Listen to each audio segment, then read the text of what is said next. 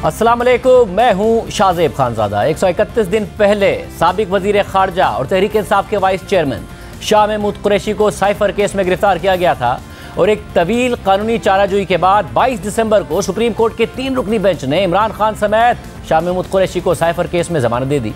और 131 दिन कैद में रहने के बाद जब आज शाह महमूद कुरैशी की अडियाला जेल से रिहाई होने वाली थी और वो अपना साजो सामान लेकर घर जाने की तैयारी कर रहे थे, उनकी फैमिली वहां मौजूद थी, तो उन्हें रावलपिंडी पुलिस ने धक्के मारकर बख्तरबंद गाड़ी में सवार करके एक बार फिर गिरफ्तार कर लिया और 2 बार पाकिस्तान के वजीर खारजा रहने वाले सीनियर सियासी रहनुमा को गिरफ्तार करने के जो मनाजिर सामने आए हैं, उनकी फैमिली और कैमरों के सामने जो उनके साथ किया गया, उससे इन सवालात ने जन्म ले लिया है कि इंतजामिया और मौजूदा निगरान हुकूमत तहरीक इंसाफ को कमज़ोर करने के लिए जिस किस्म के इकदाम उठा रही है, उससे क्या वो वाकई कमज़ोर हो रही है या इंतजामिया और निगरान हुकूमत गैर दानिस्ता तौर पर तहरीक इंसाफ की इंतखाबी मुहिम चलाने का जरिया साबित हो रही है और उनके सियासी इंतखाब के बयानी को जवाब फराहम कर रही है।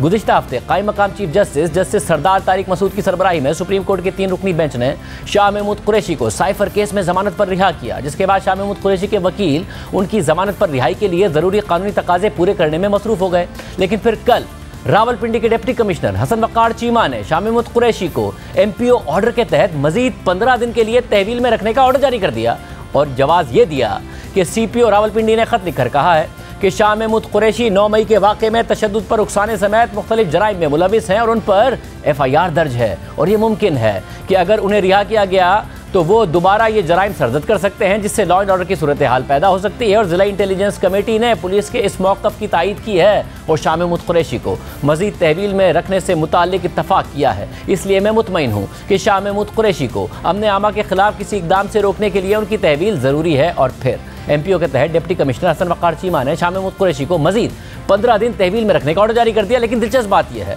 कि अदालतें MPO के तहत जारी होने वाले ऑर्डर्स को पहले भी कलअदम करार दे चुकी हैं और लाहौर हाईकोर्ट पंजाब पुलिस को MPO के तहत गिरफ्तार करने से पहले ही रोक चुकी थी, जिसके बाद फिर अचानक उसी दिन यानी कल 26 दिसंबर को डिप्टी कमिश्नर हसन वकार चीमा अपने MPO ऑर्डर से पीछे हट गए और नया ऑर्डर जारी करते हुए लिखा कि CPO रावलपिंडी की सिफारिश पर शाह महमूद कुरैशी के खिलाफ जारी होने वाला MPO ऑर्डर वापस लिया जाता है और अगर उन्हें किसी और केस में तहवील में रखने की जरूरत नहीं है तो उन्हें फौरी तौर पर रिहा किया जाए। यानी एक दिन ही में शाह महमूद कुरैशी अमन आमा से मुताल्लिक रावलपिंडी पुलिस और जिला इंतजामिया के लिए खतरा थे और फिर चंद घंटों बाद ही वो खतरात खत्म भी हो गए। और फिर जब आज शाह महमूद कुरैशी अडियाला जेल से साइफर केस में रिहा होने के बाद जेल से बाहर आ रहे थे तो वहाँ रावलपिंडी पुलिस उनका इंतजार कर रही थी और पुलिस को देखकर शाह महमूद कुरैशी ने अडियाला जेल के इहाते में मीडिया से बात करने की कोशिश की, लेकिन इसी दौरान पुलिस ने उन्हें धक्के मारकर बाहर निकाला और उन्हें गिरफ्तार करके बख्तरबंद गाड़ी में डाल दिया। मैं आपको सुप्रीम कोर्ट लेके जाऊंगा अगर आपने गैर कानूनी हरकत की। मैं कानून के दायरे के अंदर खड़ा हूं। सुप्रीम कोर्ट के acting chief justice Mansoor Ali Shah साहब, जस्टिस अतर मिनल्ला साहब ने साइफर केस में पूरे दलाइल सुनकर मेरी जमानत का ऑर्डर किया। 3 सुप्रीम कोर्ट के जस्टिस का ऑर्डर है। ये इन्होंने मुझे कल जज ने रोपकार पे साइन किया मेरी रिहाई का 2:35 पे उसी वक्त इन्होंने मेरे गिरफ्तारी के 3 MPO के तहत इन्होंने मेरे गिरफ्तारी के ऑर्डर इशू कर दिए और फिर मुझे इन्होंने गिरफ्तार करके नजरबंद कर दिया। आज मुझे तो काफी हो गया। नहीं सर, आप आई एम सॉरी। ये देखिए, ये क्या है? ये देखिए, ये क्या कर रहे हैं? ये क्या है? ये क्या है? तमीज से क्या कर रहे हैं? ये देखिए, ये गैर कानूनी कर रहे हैं। शाह साहब क्या कहेंगे? शाह साहब क्या कहेंगे? छोड़ दे, छोड़ दे। नाइंसाफी, सुप्रीम कोर्ट के ऑर्डर का मजाक किया गया। सुप्रीम कोर्ट ने रिहा किया और ये मुझे दोबारा गिरफ्तार कर रहे हैं झूठे मुकदमे में। मैंने कौम की तर्जुमानी की है, मैं बेगुनाह हूँ और ये मुझसे बिला वजह इंतकामी सियासी इंतकाम का निशाना बनाया जा रहा है।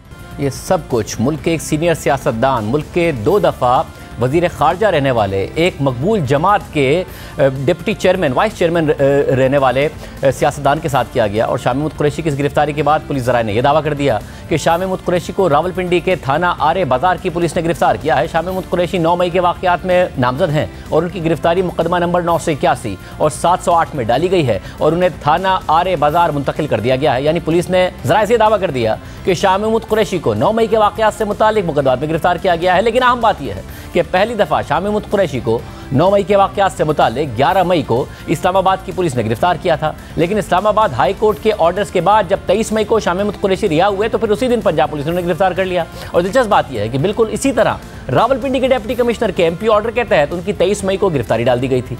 और जब शाह महमूद कुरैशी को गिरफ्तार किया जा रहा था तो उनसे पार्टी छोड़ने के हवाले से सवाल हुआ, जिस पर उन्होंने जवाब दिया कि वो पार्टी में हैं और पार्टी में रहेंगे।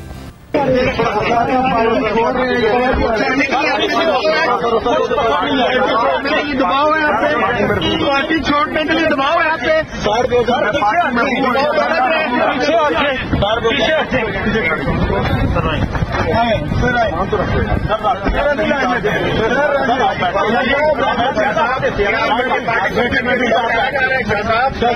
पार्टी छोड़ने के लिए गौर डाला जा रहा है आपने। मैं पार्टी में था, हूँ और इंशाल्लाह रहूँगा। और इसके बाद 6 जून को लाहौर हाई कोर्ट के रावलपिंडी बेंच ने शाह महमूद कुरैशी को रिहा करने का हुक्म दिया और पुलिस को उन्हें किसी और केस में MPO के तहत गिरफ्तार करने से रोक दिया, जिसके बाद 19 अगस्त को शाह महमूद कुरैशी को साइफर केस में गिरफ्तार कर लिया गया।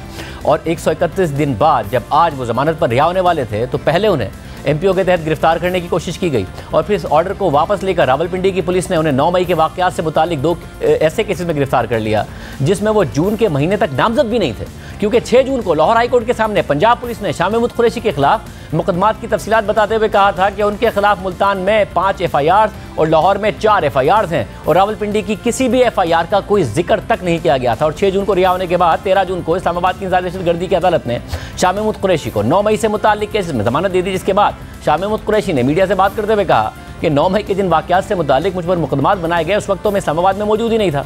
हैरानकुन बात यह है कि ये दोनों केस जो मुझ पर दर्ज किए गए हैं वक़ुआ है 9 मई का और एक 4 बजे का और एक 5:50 का। मैं इस्लामाबाद में मौजूद ही नहीं हूँ, मैं कराची में हूँ। मीडिया के पास फुटेज मौजूद है कराची एयरपोर्ट पे मेरी प्रेस कॉन्फ्रेंस की। जिस जहाज से मैंने ट्रैवल किया है वो मौजूद है, उसका आपको बोर्डिंग कार्ड मिल जाएगा। मैं फिजिकली यहाँ मौजूद ही नहीं हूँ और मुझ पर एक मन घड़त मुकदमा दर्ज कर दिया गया। बहरहाल अब एक दफ़ा फिर शाह महमूद कुरैशी को 9 मई के वाक़यात से मुताल्लिक गिरफ्तार कर लिया गया है और तहरीक इंसाफ ने अपने वाइस चेयरमैन की गिरफ्तारी पर रद्द-ए-अमल देते हुए कहा है कि इंतखाबात में वाज़ेह शिकस्त ने रियासत के वजूद पर पागलपन सवार कर रखा है। इलेक्शन शेड्यूल के ऐलान के बाद क़यादत, उम्मीदवारान और कारकुनान के खिलाफ क्रैकडाउन में तेज़ी आई है। शाह महमूद कुरैशी इलेक्शन में तहरीक इंसाफ के अहम उम्मीदवारों में से एक है। शाह महमूद कुरैशी को इंतखाबात की दौड़ से बाहर रखने की कोशिशें की जा रही हैं। ज़ाहिदुल मियाद निगरां हुकूमतों की जानिब से तहरीक इंसाफ के खिलाफ जुल्म किया जिम्मेदार इलेक्शन कमीशन है।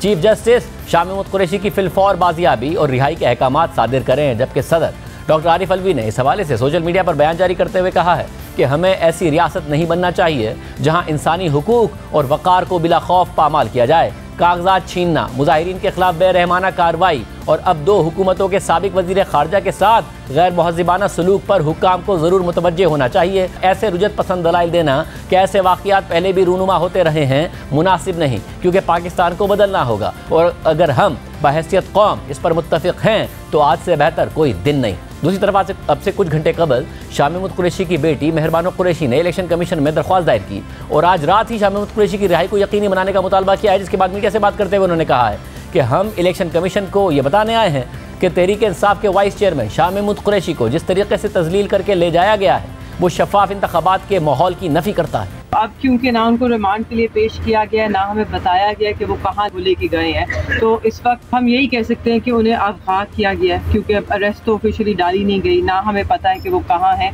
तो हम इसी चीज़ को यही बताने आए हैं कि शाह महमूद कुरैशी जो कि एक कैंडिडेट भी हैं और वाइस चेयरमैन भी हैं पाकिस्तान तहरीक इंसाफ के, उनको जिस तरीके से डियाला के बाहर से धक्के देकर तजलील कर कर घसीट के लेके गए हैं, वो एक फ्री एंड फेयर इलेक्शन की एनवायरनमेंट की नफ़ी करता है। हम यहाँ पे उनके पास यही दरख्वास्त लेके आए हैं कि एक तो इस पे एक्शन लें, जिस तरीके से ये हो रहा है, ये जो एनवायरनमेंट है एक शफाफ मुनसिफाना इलेक्शन की, ये उसको मुतासिर कर रहा है। इस पूरे मामले पर बात करने के लिए हमारे साथ मौजूद हैं खुद साबिक वज़ीर ख़ारजा शाह महमूद कुरैशी की बेटी मेहरबानो कुरैशी साहिबा। मेहरबानो कुरैशी साहिबा, बहुत शुक्रिया हमें ज्वाइन करने के लिए। ज़ाहिर है जो कुछ हुआ वो पूरी आवाम ने देखा, वो मंजर आवाम ने देखा, मगर पुलिस अब जो भी दावे कर रही है, ज़ाहिर सुप्रीम कोर्ट ने ऐलान किया था, उन्हें रिहा करने का फैसला दिया था, पहले MPO की खबर आ गई, फिर ज़राए से खबर आ रही है 9 मई के वाक़यात के हवाले से। आप फैमिली हैं, आपको कुछ बताया गया है? क्या केस है, कहाँ रखा गया है शाह महमूद कुरैशी साहब को?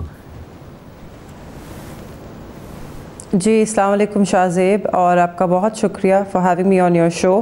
टू आंसर योर क्वेश्चन, जी इस वक्त हमें कोई मालूमात नहीं है। ना वो 2 थाने थे जिनकी गाड़ियाँ बाहर खड़ी थी अडियाला के, एक आई थिंक सदर और एक आरे बाज़ार, और दोनों थानों में वो उनको नहीं लाया गया। हम अडियाला के बाद सीधा कचहरी गए, ATC कोर्ट गए, फिर कचहरी गए जहाँ पे ड्यूटी जज मौजूद थे, उनके पास भी पेश नहीं किया गया। तो उन्हें रिमांड के लिए वो अभी तक किसी अदालत में नहीं लेके गए। उम्मीद है शायद सुबह को ले जाएं, मगर देयर इज़ नो गारंटी। तो इस वक्त क्योंकि हमें मालूम नहीं है कि उन्हें कहाँ मुंतकिल किया गया है, हम इस वक्त यही कहेंगे कि उन्हें अगवा किया गया है। और पुलिस की तरफ से जब आपने जानने की भी कोशिश की, बिल्कुल कुछ भी नहीं बताया जा रहा है। ये जो खबरें ज़राए के तहत चल रही हैं, बस यही है, आप लोगों को कुछ बताया भी नहीं जा रहा है कि वो हैं कहाँ इस वक्त। यहाँ तक शाहज़ेब कि जब उन्हें अरेस्ट कर रहे थे, या उससे पहले भी जब हमने बख्तरबंद, हम तो आज अडियाला गए थे साइफ़र केस की ट्रायल के लिए, जो मुलतवी हुई क्योंकि जज साहब आज नहीं आए। तारीख देने के बावजूद आज वो छुट्टी पर थे, तो वो नहीं आ सके और ट्रायल नहीं हुई। प्रोसिक्यूशन की तरफ से भी कोई नहीं पहुँचा। शायद उन्हें पहले से आगाही होगी इन चीज़ों की, हमें तो बाद में ही पता चलता है। हम इसलिए वहाँ गए, हमने बख्तरबंद गाड़ी देखी, हमें पता चला जज साहब नहीं आ रहे, तो हमने सोचा हम जाके वहाँ देखें कि क्या माजरा है। हमें खदशा था कि ये शायद शाह साहब के लिए ही हों। तो हम जब वहाँ गए, हमने उनसे तब भी पूछा कि आप क्या शाह महमूद कुरैशी के लिए आए हैं? उन्होंने कहा जी हमें नहीं पता। हमने कहा आप उनको कहाँ लेके जाएंगे? उन्होंने कहा हमें नहीं पता। ये बात चल रही थी, तो इतनी देर में हमने देखा कि मैंने देखा कि बाबा को, मैंने उनके बाल पहचाने और मैंने कहा कि उन्हीं को लेकर आ रहे हैं। तो हम तब तक समझ रहे थे कि मेरे वालिद को, शाह महमूद कुरैशी को 3 MPO के ऑर्डर के तहत नज़रबंद किया जाएगा। वो बाहर निकलेंगे और उन्हें वापस अंदर लिया जाएगा। हमें तब तक ये भी मालूम नहीं था कि ये जो 3 MPO का ऑर्डर है ये मुअत्तल हो गया है।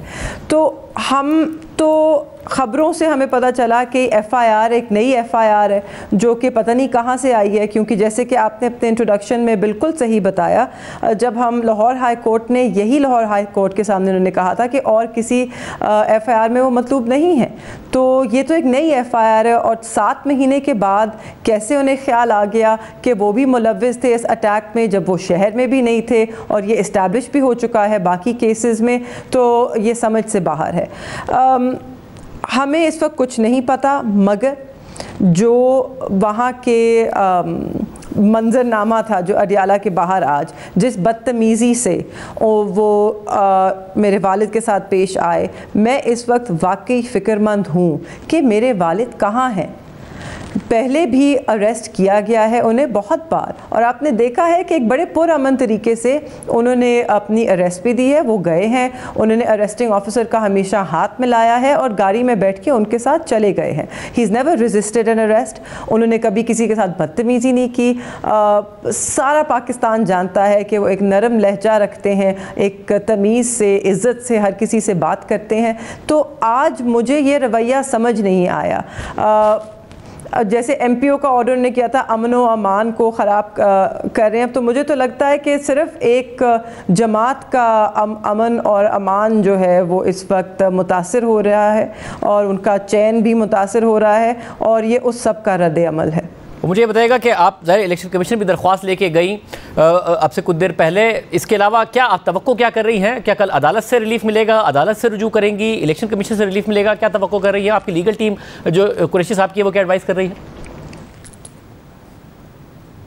जी देखिए, हम अपनी तरफ से अपनी जितनी भी कानूनी कार्रवाई कर सकते हैं, वे like they say crossing our T's and dotting our I's. हम किसी चीज़ को खाली नहीं छोड़े। हम ECP इसलिए गए हैं क्योंकि सिकंदर सुल्तान राजा साहब ने, जब मैं PTI के वफद के साथ उनके पास गई तो उन्होंने कहा कि अगर आपको कोई भी कंप्लेंट्स हैं तो आप ECP को बताएं, हमसे रुजू करें और हम उन्हें सॉल्व करेंगे। मेरे वालिद ना सिर्फ के एक कैंडिडेट हैं, वो तहरीक इंसाफ के वाइस चेयरमैन भी हैं। और अगर आप अतर मिनल्ला साहब का ऑर्डर पढ़ें, एडिशनल नोट पढ़ें सुप्रीम कोर्ट के ऑर्डर का, तो उसके अंदर उन्होंने वाज़े तौर पे लिखा है that, and I am going to quote him, the incarceration of the petitioner will not prove and will not serve any useful purpose. Moreover, their release on bail during elections would ensure genuine elections and enable the people to exercise the right to express their will effectively and meaningfully.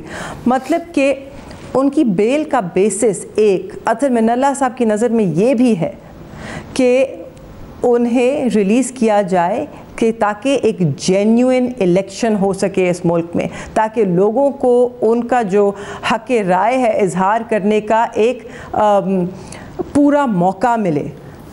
Because without that ये एक free and fair ना election हो रहा है, ना यहाँ पे एक इन्वायरमेंट पैदा की जा रही है इलेक्शन की। मगर मैं फिर भी कहूँगी कि 8 फरवरी को जो भी हो इलेक्शंस होने ज़रूरी हैं। बहुत शुक्रिया मेहरबान कुरैशी साहब हमारे साथ मौजूद थी। प्रोग्राम में आगे बढ़ते हैं। तहरीक इंसाफ को इंतज़ामिया की सख्त कार्रवाइयों के साथ साथ अदालतों से रिलीफ मिलने का सिलसिला भी जारी रहा है। मुख्तलिफ हाई कोर्ट से मुख्तलिफ मुकदमात में रिलीफ मिलने के अलावा तहरीक इंसाफ को सुप्रीम कोर्ट से भी रिलीफ मिला, जब गुज़िश्ता हफ्ते कायम मकाम चीफ जस्टिस सरदार तारिक मसूद की सरबराही में जस्टिस मंसूर अली शाह और जस्टिस अतर मिन अल्लाह पर मुश्तमिल बेंच ने न सिर्फ इमरान खान और शाह महमूद कुरैशी की साइफर केस में ज़मानत मंजूर की, बल्कि तहरीक इंसाफ की लेवल प्लेइंग फील्ड ना मिलने की दरख्वास्त पर इलेक्शन कमीशन को भी हुक्म दिया कि वो तहरीक इंसाफ के तहफ़्फ़ुज़ात दूर करे। और आज लेवल प्लेइंग फील्ड ना मिलने पर इलेक्शन कमीशन के खिलाफ एक बार फिर तहरीक इंसाफ ने सुप्रीम कोर्ट से रुजू किया है और इमरान खान की नाअहली ख़त्म करने की भी इस्तदा की है। ताहम नाअहली ख़त्म करने के मामले पर फौरी समाअत की इस्तदा आज सुप्रीम कोर्ट ने मुस्तरद कर दी है। इमरान खान के खिलाफ तोशाखाना खेज का फैसला मुअत्तल करवाने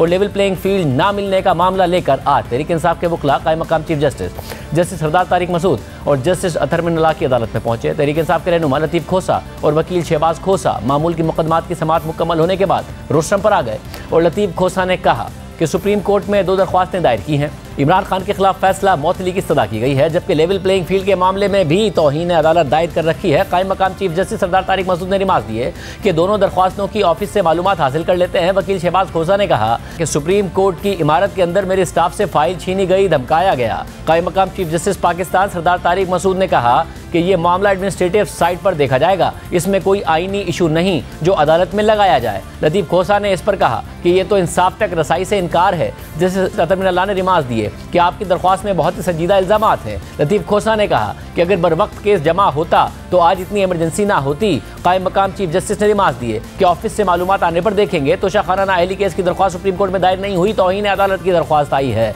इसको मुकर्रर करने से मुताल्लिक चैम्बर में जाकर फैसला करेंगे। शहबाज खोसा ने इस्तदा की कि तोशाखाना केस में नाअहली ख़त्म करने की दरख्वास्त 3 रुकनी बेंच के सामने मुकर्रर कर दें। इस पर कायम मकाम चीफ जस्टिस सरदार तारिक मसूद ने कहा कि इस्लामाबाद में सिर्फ 2 ही जज दस्तियाब हैं। तोशाखाना केस को कम अज़ कम 3 रुकनी बेंच को सुनना चाहिए। इस हफ्ते तोशाखाना नाअहली केस की समाअत मुमकिन नहीं है। जस्टिस अतर मिन अल्लाह ने रिमार्क दिए कि नाअहली से मुताल्लिक फैसला मुअत्तल होने से सज़ा मुअत्तल नहीं होती। हमारे सामने दरख्वास्त है कि तोशाखाना केस का फैसला मुअत्तल हुआ तो सज़ा भी ख़त्म हो। फैसला मुअत्तल होने से सज़ा ख़त्म होने की कोई अदालती नज़ीर मुल्क की तारीख में नहीं है। शहबाज खोसा ने इस पर कहा कि अदालती नज़ीरें मौजूद हैं। जावेद हाशमी के खिलाफ फैसले के साथ सज़ा भी ख़त्म की गई। अदालत देखे कि कैसे हुमायूं दिलावर ने एक ही दिन में 5 बार समाअत करके सज़ा सुना दी। जस्टिस अतर मिन अल्लाह ने रिमार्क दिए कि आप ऐसी दरख्वास्त लेकर आ गए जिसकी मिसाल पाकिस्तान की तारीख में नहीं मिलती। कायम मकाम चीफ जस्टिस सरदार तारिक मसूद ने कहा कि आपकी दरख्वास्त को 2 रुकनी बेंच सिर्फ खारिज कर सकता है। कर दें, 2 रुकनी बेंच आपको बुरी रिलीफ भी नहीं दे सकता, क्योंकि हाई कोर्ट में डिवीजन बेंच का फैसला है। क्या पता कि ये केस अहम नकात पर हो और इसकी समाअत 5 रुकनी बेंच करे। अगले हफ्ते चीफ जस्टिस भी वापस आ जाएंगे। शहबाज खोसा ने कहा कि अदालत जजेस बुलाकर अभी भी बेंच बना सकती है। जिस सरदार तारिक मसूद ने कहा कि जजेस यहाँ दस्तियाब भी नहीं हैं, आप बता दें किसको बिठाकर समाअत करें। इसके बाद जजेस कमरा अदालत से उठकर चले गए। यानी तहरीक इंसाफ आज सुप्रीम कोर्ट से फौरी रिलीफ की तवक्को कर रही थी, जो नहीं मिल सका। लेकिन बहरहाल अब ये दरख्वास्तें अगले हफ्ते चीफ जस्टिस काजी फाइजा की वतन वापसी के बाद समाअत के लिए मुकर्रर होने का इम्कान है, जबकि 2 जनवरी को चीफ जस्टिस ताहयात नाअहली से मुताल्लिक भी अहम केस की समाअत करेंगे। प्रोग्राम में ब्रेक शामिल करते हैं। जब अदालतों की तरफ से फैसले आ रहे हैं, इंतजामिया किस तरह एक्सपोज हो रही है और ये मामला क्या चल सकता है इलेक्शन तक, बात करेंगे ब्रेक के बाद। प्रोग्राम में दोबारा खुशामदीद नाज़रीन। सवाल उठ रहा है कि इंतजामिया जिस तरीके से क्रैक डाउन कर रही है तहरीक इंसाफ पर, जिस तरीके से रोज़ाना हेडलाइंस बन रही हैं, उससे तहरीक इंसाफ को नुकसान हो रहा है या इलेक्शन में फ़ायदा ही होने वाला है। अदालतों के फैसलों के आगे कब तक इंतजामिया खड़ी हो सकती है? हमारे साथ सीनियर साहब तज़कियाकार मुजीबुर रहमान शामी साहब मौजूद हैं, मुनीर फारूक साहब मौजूद हैं। आप दोनों का बहुत शुक्रिया। शामी साहब, ज़ाहिर है आपने तारीख में देखा है कि सियासतदानों पर क्रैकडाउन हुआ है, सियासी जमातों पर क्रैकडाउन हुआ है, मगर तारीख में यह भी हुआ है कि अदलिया इस्टेब्लिशमेंट के साथ मिली है और फिर इस तरीके से क्रैकडाउन हुआ है। अब हमें नज़र आता है कि बाकायदा तौर पर क्रैकडाउन का शिकार है तहरीक इंसाफ, मगर साथ में नज़र आता है कि अदलिया से उनको रिलीफ भी मिल रहा है। 3 MPO के ऑर्डर हों वो स्ट्राइक डाउन हो जाते हैं, जमानतें सुप्रीम कोर्ट से मिल जाती हैं, लेवल प्लेइंग फील्ड का सुप्रीम कोर्ट मुतालबा सुनती नजर आती है, हाई कोर्ट मुतालबे सुनती नजर आती हैं। तो 2018 में जो एक गठजोड़ था इस्टेब्लिशमेंट और जुडिशरी का, जिसके साथ हमने देखा कि बाकायदा मैनेजमेंट हुई इमरान खान साहब को लाने की और नवाज शरीफ साहब को बाहर करने की, आपके ख्याल में वो मुमकिन हो पाएगा जिस तरीके से अदलिया फैसले दे रही हैं? क्या इंतजामिया वो कर पाएगी जो वो करना चाह रही है? देखें, जो उस वक्त का मंजर था वो तो अब नज़र नहीं आता, और अदलिया जो है वो भी मोहतात है, उसको भी अपने इमेज का ख्याल है, और काजी फ़ाइज़ ईसा साहब ने आकर तो मंजर बिल्कुल तब्दील कर दिया है। तो मेरा ख्याल कि अब अदलिया से ये तवक्को नहीं रखनी चाहिए कि वो इस्टेब्लिशमेंट के साथ खड़ी होगी और हाँ में हाँ मिलाएगी और जो कहा जाएगा वो कर गुजरेगी। तो ये अच्छी खबर भी है और इंसाफ होना चाहिए, और जो अदारे हैं उनसे मायूस नहीं होना चाहिए। तहरीक इंसाफ जो है वो भी पाकिस्तान से ताल्लुक़ रखती है, हमारी जमात है, हमारे भाई बंद उसमें शरीक है, उसको भी अगर उसकी सुनवाई होती है तो ये अच्छी खबर है, इससे हमारा सिस्टम मुस्तहकम होगा। लेकिन अगर तहरीक इंसाफ ये समझे कि वो अंधाधुंध उसको सपोर्ट मिलेगी और उसके हर मामले में उसको अदालत रिलीफ देती चली जाएगी, तो ये भी मुमकिन नहीं होगा। जो कुछ हो रहा है उसमें तहरीक इंसाफ की बहुत सी हमाकतों का भी दखल है। अगर वो हमाकतें ना होती तो ये मंजर मुख्तलिफ होता आज। लेकिन बहरहाल अब जो भी सूरत हाल है उसे पूरी संजीदगी के साथ और पूरे इस्तक़लाल के साथ इस सूरत हाल से गुज़रना है और इसका मुकाबला करना है। मेरा ख्याल सिंबल की बहाली के बाद तो उसके लिए एक बड़ा रास्ता साफ़ हो गया है।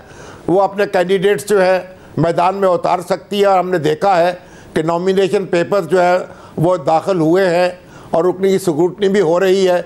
और जो कहा जा रहा था कि जनाब नॉमिनेशन पेपर्स दाखिल नहीं हो पा रहे, लोग पकड़े जा रहे हैं, एक हाहाकार मची हुई थी, तो अमली तौर पर हम देख रहे हैं कि उसके कोई ज़्यादा अच्छे यानी नताइज नहीं हैं या असरात नहीं हैं, या जो कहा जा रहा था शायद उसके मुताबिक ग्राउंड पे सूरत हाल नहीं थी। और तहरीक इंसाफ के जो अक्सर व बेशतर उम्मीदवार हैं उन्होंने कागजात नामजदगी दाखिल किए हैं, और अभी तक उसने कोई ऐसी फहरिस्त जारी नहीं की जिससे मालूम हो सके कि कौन से लोग ऐसे हैं जो अपने कागजात दाखिल करना चाहते थे और वो दाखिल नहीं किए जा सके। और आप बताइएगा मुनीफ साहब, ज़ाहिर जो इदारे क्या सोच रखते हैं इस हवाले से? आप मुतादिद खबरें दे चुके हैं जो दुरुस्त साबित हुई, फिर बतौर कानून के तालिब इल्म आप कानून भी समझते हैं, आपको लग रहा है कि इस वक्त जो कुछ हो रहा है उसमें बजाय इसके कि तहरीक इंसाफ कमज़ोर हो, इदारे एक्सपोज हो रहे हैं क्योंकि चीज़ें उस तरीके से मैनेज नहीं हो पा रही हैं इस अदलिया के होते हुए जिस तरह 2018 में हुई थी? शाहजेब साहब, ये तासुर मैं समझता हूँ, बल्कि तासुर भी नहीं, ये तो खैर हकीकत पर मबनी है और ये बात अपनी जगह दुरुस्त है। लेकिन जो ज्यादा चौंका देने वाली बात है वो ये है कि पहले एक्सपोज होने से या इदारों की आइडेंटिटी रिवील होने से या रियासत का इंटेंट जाहिर होने से इज्तनाब किया जाता था कि बहुत ज्यादा चीजें ब्लैक एंड व्हाइट पे सामने ना आ जाए या नहीं आनी चाहिए, और एक फसाद सा जरूर होना चाहिए या कम से कम एक पर्दा जरूर रहना चाहिए। लेकिन जो इस वक्त है वो जितना कट थ्रोट या जितना ब्लेटेंट हम कह सकते हैं वो उतना है, और इसमें जो हो रहा है शामी साहब ने दुरुस्त फरमाया कि उसमें पाकिस्तान तहरीक इंसाफ की अपनी हिमाकतों का भी बहुत बड़ा हिस्सा है।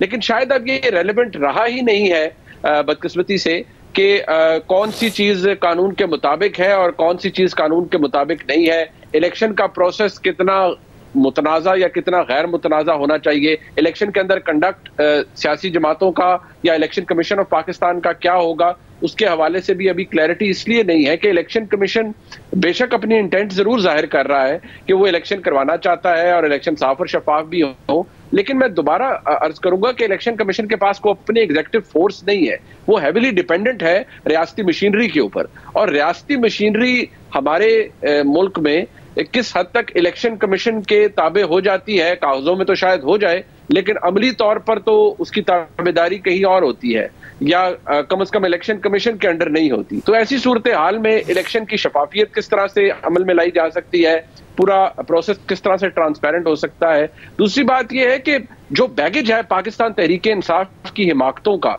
वो इतना बड़ा है कि अब शायद कुछ फर्क भी नहीं पड़ता किसी को, क्योंकि ये जरूर कहा जाता है, मैं उसको इस तरह इस्तेमाल करूंगा कि इस दफा मिसाला या मिर्च बहुत तेज है माहौल के अंदर। तो उसका जवाब ये मिलता है जो मैं अक्स कर पाया हूं कि भाई इंसैनिटी भी तो उसी लेवल की गई है, और जो यलगार थी रियासत के ऊपर वो भी तो उसी तरह की गई है। तो फिर जैसा मर्ज होगा, जितना तेज मर्ज होगा, उतनी ही कड़वी दवाई दी जाएगी। और मगर शामी साहब, हमने 2018 में देखा कि जब इमरान खान साहब को लाया जा रहा था, नवाज शरीफ साहब को बाहर किया गया, तो ऐसा नहीं था कि सिर्फ नवाज शरीफ साहब से इख्तलाफ था, इमरान खान साहब की बाकायदा मोहब्बत भी थी। जनरल बाजवा साहब जिसका बड़ा इजहार किया करते थे, और सिर्फ जनरल बाजवा साहब में, जनरल फैज़ हमीद में नहीं थी, हमें नजर आया अदलिया के जजेस में भी वो नजर आता था। उसके बावजूद सिस्टम नहीं चल सका, इख्तलाफात हो गए, 3.5 साल चला। अब जबकि जुडिशरी इतनी इंडिपेंडेंट हो, फिर इमरान खान साहब के इख्तलाफात जरूर होंगे इदारों से, मगर ऐसा नहीं है कि इदारे नवाज शरीफ साहब की मोहब्बत का शिकार हो गए इस तरीके से जिस तरीके से 2018 में इमरान खान की मोहब्बत का शिकार थे। तो सिस्टम चलेगा कैसे अगर नून लीग की हुकूमत या PDM ही की दोबारा हुकूमत आ भी जाती है? देखिए, उससे सबक सीखना चाहिए। हाँ, ये जो अदारे जो थे जब इमरान खान साहब के पीछे खड़े थे, तो ये समझ रहे थे, वो हकीकी तौर पर बहुत से लोग ऐसे थे जिनसे हमारी गुफ्तगू होती थी और समझते वाकई कोई बहुत यानी इनकलाब आने वाला है और पाकिस्तान के दुखों का मुदावा होने वाला है, और एक ऐसी लीडरशिप वो कौम को दे रहे हैं जो कि किस्मत बदल के रख देगी। और बदकिस्मती से वो सारे ख्वाब जो हैं वो टूट गए और वो उम्मीदें पूरी नहीं हुई, और जो कुछ हुआ वो हमारे सामने है, और हम उसके बारे में कुछ कहें या ना कहें, बहरहाल हक़ाइक़ तो अपनी जगह मौजूद हैं। तो अब वो तो सारा किस्सा तमाम हो चुका। अब जो हमारी इस्टेब्लिशमेंट है, उसका दावा तो ये है कि वो फरीक नहीं है सियासत में, और उसको हर कीमत पर अपने आप को सियासत से निकालना चाहिए, क्योंकि जब सियासत जो है अदारों में दाखिल होती है तो उसके बहुत यानी ऐसे असरात होते हैं जिसके हम मुतहम्मल नहीं हो सकते। जब सियासत अदारों में दाखिल हो जाए तो उसको फिर भुगतना पड़ता है पूरी कौम को, पूरे मुल्क को। और पाकिस्तान जो है उसकी ये ज़रूरत है उसके मुस्तक़बिल की, उसकी सालमियत की, कि वो पाकिस्तान की जमहूरियत को अपने पाँव पे खड़ा किया जाए, पाकिस्तान की अदलिया को अपना किरदार अदा करने दिया जाए, और पाकिस्तान के जो इस्टेब्लिशमेंट है या दफाई अदारे हैं वो यकसुई के साथ अपना काम कर सकें। अब बहुत हो चुका तमाशा, इसे बंद हो जाना चाहिए। और मेरा ख्याल ये है कि इसके लिए सियासी जमातें जो हैं वो अपने हिस्से का काम कर सकती थीं, लेकिन उन्होंने किया नहीं है, और अब भी वो करने पर तैयार नज़र नहीं आती। इसके बावजूद ये सियासत जो है वो सियासतदानों को सपोर्ट करनी चाहिए, और जो भी रिलीफ मिलता है खान साहब को मिले या किसी दूसरे को मिले, उससे किसी को घबराना नहीं चाहिए। हालात जो हैं वो ऐसे नहीं हैं कि आप उनको बांध सकें, अपनी मुट्ठी में बंद कर सकें या किसी बोतल में बंद कर सकें, उसके बड़े खौफनाक नताइज होंगे। मुनीब, आप बताइएगा कि वो वाला माहौल तो है नहीं कि जिसमें आज तो जनरल बाजवा कहते हैं साफियों को कि नॉन लीग कोई इशू नहीं था। उस वक्त उन्होंने ट्वीट कराया DGISPR से कि नोटिफिकेशन इज़ रिजेक्टेड। उस ज़माने में अच्छी भली मईशत को DGISPR कहते थे कि बुरी नहीं है तो अच्छी भी नहीं है। फिर इमरान खान के जीतने पर ट्वीट करते थे व तो इज़्ज़ु मंतशा व तो ज़िल्लु मंतशा। जनरल बाजवा उनके लिए बाकायदा तौर पर साफियों को बिठा के तारीफ़ें करते थे। वो माहौल तो है नहीं। इख्तलाफा ज़रूर है इमरान खान साहब से, मोहब्बत नहीं है दूसरी तरफ। तो ये चलेगा मामला अगर इस तरीके से पूरा मैनेज करके इलेक्शन हो भी जाता है? शाहजेब साहब, गुजारिश ये है कि मुझे जो लगता है कि अगर इंतखाबात हो जाते हैं और इंतखाबात जैसे तैसे भी हों और कोई हुकूमत बन जाती है, चलिए मफरूज़े के तौर पर हम ये कह देते हैं कि मुस्लिम लीग नून लेड हुकूमत बन जाती है, तो मुझे तो कम से कम कोई इतनी ताकतवर हुकूमत वो नजर नहीं आती। वो इतनी ही कंट्रोल्ड हुकूमत होगी जो कि शायद पिछले कुछ अरसे में नजर आई। और कोई भी वज़ीर आज़म, मुझे नहीं लगता, चाहे अगर मियां नवाज शरीफ साहब खुद भी इलेक्ट हो जाते हैं चौथी दफा वज़ीर आज़म, तो सबसे बड़ा मसला ही शायद मुझे जो लगता है आगे ये पड़ेगा कि मियां नवाज शरीफ साहब 3 दफा वज़ीर आज़म रह चुके हैं उनका ज़हनी तौर पर एक मोल्ड अपनी जगह मौजूद है, वो असर्ट करने वाले वज़ीर आज़म है, तंगी बर्दाश्त नहीं कर सकते इख्तियारात की, कॉम्प्रोमाइज़ जारी बात है, जब आप इतने ज़्यादा बैटल हार्डन्ड हो जाएं तो फिर आप कॉम्प्रोमाइज़ भी नहीं कर सकते। जबकि शहबाज शरीफ साहब का जो स्कूल ऑफ थॉट है वो बिल्कुल मुख्तलिफ है। तो मियां नवाज शरीफ साहब के हवाले से जो उनके नाकदीन है वो यही सोच बनाकर बैठे हुए हैं कि अब तो जाकर मियां नवाज शरीफ चौथी दफा वज़ीर आज़म बनते हैं और हुकूमत आती है तो फिर इंतजार इस बात का होगा कि मियां नवाज शरीफ साहब के इख्तलाफात इस एस्टेब्लिशमेंट के साथ कब पैदा होंगे, कब उनका एक दूसरे के टर्फ के अंदर प्रॉब्लम क्रिएट होना शुरू हो जाएंगे और कब तलखी बढ़ जाएगी, क्योंकि वो लोग तो इसी हवाले से बात कर रहे हैं। लेकिन मैं आपको इतना जरूर बता दूं कि निज़ाम जैसा तैसा भी हो लेकिन वो कोई मजबूत निज़ाम नहीं हो सकेगा बदकिस्मती से, और जिस सियासी इस्तेहकाम के हम सारे मुतमन्नी हैं, कम से कम मुझे वो इलेक्शंस के बाद भी फौरी तौर पर नजर नहीं आता। मैं गलत हो सकता हूं और मैं दुआ करता हूं मैं गलत साबित हूं, लेकिन बहैसियत एक पाकिस्तानी, बहैसियत एक सहाफ़ी, जो इन्फॉर्मेशन और चीज़ें मेरे सामने हैं या जो मामलात सामने हैं, कम से कम मुझे तो कोई इससे इस्तेहकाम की बात नजर नहीं आती। बहुत शुक्रिया तज़किया नाज़रीन, आपने सुना। प्रोग्राम ब्रेक शामिल करते हैं। इस्लामाबाद में मजीद जो कुछ हो रहा है वो भी रियासत पर सवाल उठा रहा है, तो सामने तफसीलात रखेंगे ब्रेक के बाद। जबरी गुमशुदगियों और मावरा अदालत कत्ल के खिलाफ बलोच यकजहती कमेटी का इस्लामाबाद में नेशनल प्रेस क्लब के बाहर एहतजाज आज छठे दिन भी जारी रहा। मार्च के शुरुका का मुतालबा है कि पुलिस उनके गिरफ्तार किए गए साथियों को फौरी रिहा करे, जबकि पुलिस का दावा है कि उन्होंने गिरफ्तार किए गए तमाम अफराद को छोड़ दिया है। आज 52 मजीद मुजाहिरीन को रिहा किया गया है, जबकि बलोच यकजहती कमेटी का कहना है कि अभी भी हमारे कई साथी सलाखों के पीछे हैं। नई मसगर की खबर के मुताबिक मार्च के शुरुका हुकूमत की मुज़ाकराती कमेटी की इस मामले को लेकर संजीदगी पर भी सवाल उठा रहे हैं। मार्च के शुरुका का कहना है कि हमें हुकूमत की संजीदगी पर शक है, क्योंकि हुकूमत की मुज़ाकराती टीम पिछले 2 दिनों से हमारे पास नहीं आई है, जबकि हुकूमत की 3 रुकनी मुज़ाकराती टीम में शामिल निगरान वज़ीर इत्तलात मुर्तज़ा सोलंकी का कहना है कि हम मुज़ाकरात को आगे बढ़ाने के लिए मुजाहिरीन के मुतालबात का इंतजार कर रहे हैं। मुतालबात पेश होने के बाद हम मज़ीद बातचीत की तवक्को करते हैं। बलोच यकजहती कमेटी की जानिब से अपने साथियों की रिहाई के लिए दायर दरख्वास्त पर आज इस्लामाबाद हाई कोर्ट में समाअत भी हुई। गुज़िश्ता समाअत में चीफ जस्टिस आमिर फारूक के बाद आज की समाअत में जस्टिस मियां गुल हसन औरंगजेब ने भी पुलिस के रवैये पर बरहमी का इजहार किया। गुज़िश्ता जुमेरात को बलोच यकजहती कमेटी की जानिब से अपने साथियों की बाजियाबी के लिए इस्लामाबाद हाई कोर्ट में दरख्वास्त दायर की गई थी, जिसकी समाअत जस्टिस आमिर फारूक ने की थी और गिरफ्तार अफराद को रिहा करने का हुक्म दिया था। जबकि आज इस केस की समाअत जस्टिस मियां गुल हसन औरंगजेब ने की। समाअत के दौरान एसएसपी ऑपरेशंस और एडवोकेट जनरल इस्लामाबाद अदालत में पेश हुए। समाअत के दौरान बलोच यकजहती कमेटी के वकील अताउल्लाह कुंडी ने अदालत के सामने मौक़िफ़ रखा कि बलोच मार्च के शुरुका जब इस्लामाबाद पहुंचे तो उनको गिरफ्तार कर लिया गया। मार्च के शुरुका पर वाटर कैनन और आंसू गैस का इस्तेमाल और तशद्दुद किया गया। इस पर जस्टिस मियां गुल हसन औरंगजेब ने उनसे पूछा कि कितने बलोच मुजाहिरीन गिरफ्तार हैं। अताउल्लाह कुंडी ने जवाब दिया कि अब भी 34 बलोच मुजाहिरीन पुलिस की तहवील में हैं। रिकॉर्ड के मुताबिक 196 बलोचों को गिरफ्तार किया गया था, उनमें से 162 जमानत पर हैं। मुजाहिरीन में से ज़हीर बलोच अब तक नहीं मिले। इस पर अदालत ने एसएसपी से कहा कि एहतजाज से निपटने की पॉलिसी यकसा होनी चाहिए ना। कुछ मुजाहिरीन को आप गोद में बिठा लेते हैं, कुछ के साथ ये हाल कर देते हैं। अगर एसएसपी के हाथ बंधे हुए हैं तो सेक्रेटरी दाखिला को बुला लेते हैं। हमें कोई दुश्मन नहीं चाहिए, हम खुद ही अपने दुश्मन हैं। जस्टिस मियां गुल हसन औरंगजेब ने मजीद कहा कि क्या इस्लामाबाद में मुजाहिरीन को रेड जोन में भी पैम्पर नहीं किया जाता? कुछ मुजाहिरीन को अहकामात पर पुलिस की जानिब से तहफ़्फ़ुज़ दिया जाता है। क्या बलोच मुजाहिरीन ने तंसीबात पर हमला किया? अदालत के सवाल पर एसएसपी इस्लामाबाद ने जवाब दिया कि जो 34 बलोच गिरफ्तार हैं उनकी शनाख्त परेड मजिस्ट्रेट को करनी है। इस दौरान दरख्वास्त गुजार के वकील ने इस्तदा की कि आईजी इस्लामाबाद के बयानात में तज़ादात हैं, आईजी इस्लामाबाद के बयानात पर रिपोर्ट तलब की जाए। समाअत के दौरान अदालत ने रिमार्क दिए कि इस मुल्क में जमानत के अहकामात के बावजूद जमानत नहीं होती। अंग्रेज़ ने बलोच के बारे में क्या कहा था? अंग्रेज़ ने कहा कि बलोच को इज्जत दो और वो आपके लिए कुछ भी करेगा। मुल्क में तब तक कुछ नहीं होता जब तक कुछ हो ना जाए। मजिस्ट्रेट कल तक शनाख्त का अमल मुकम्मल करे। समाअत के दौरान एडवोकेट जनरल ने कहा कि हुकूमत पर इल्ज़ामात लगाना आसान है, मुजाहिरीन में से कोई भी बलोच लापता नहीं है। इस दौरान दरख्वास्त गुजार के वकील ने कहा कि अदालत रिपोर्ट मांगे कि मुजाहिरीन में से 50 से ज़ायद ख़वातीन को क्यों गिरफ्तार किया गया। इस पर जस्टिस मियां गुल हसन औरंगजेब ने कहा कि बहुत कुछ कहने को दिल करता है लेकिन कह नहीं सकता। बलोच मुजाहिरीन मुसलसल ये मुतालबा कर रहे हैं कि उनके साथी डॉक्टर ज़हीर बलोच के बारे में उन्हें कोई मालूमात नहीं दी जा रही है।